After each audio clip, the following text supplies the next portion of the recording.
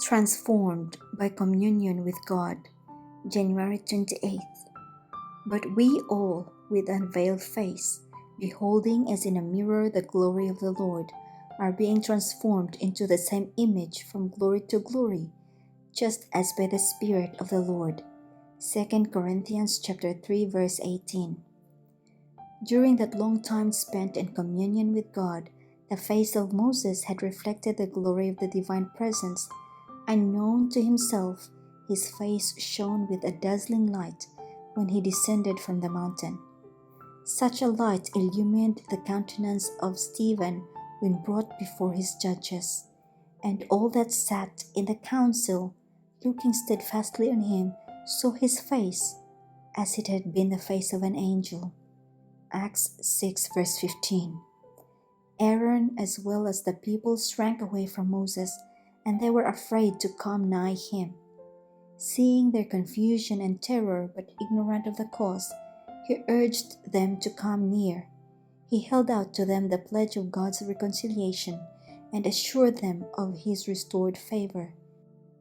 They perceived in his voice nothing but love and entreaty, and at last one ventured to approach him. Too awed to speak, he silently pointed to the countenance of Moses and then toward heaven. The great leader understood his meaning.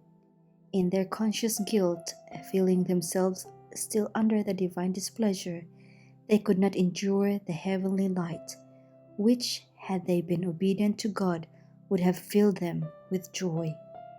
But this brightness God designed to impress upon Israel the sacred, exalted character of His law and the glory of the gospel revealed through Christ. While Moses was in the mount, God presented to him not only the tablets of the law, but also the plan of salvation. He saw that the sacrifice of Christ was prefigured by all the types and symbols of the Jewish age, and it was the heavenly light streaming from Calvary, no less than the glory of the law of God, that shed such a radiance upon the face of Moses. That divine illumination symbolized the glory of the dispensation of which Moses was the visible mediator, a representative of the one true intercessor. The glory reflected in the countenance of Moses illustrates the blessings to be received by God's commandment-keeping people through the mediation of Christ. It testifies that the closer our communion with God and the clearer our knowledge of His requirements, the more fully shall we be conformed to the divine image, and the more readily do we become partakers of the divine nature.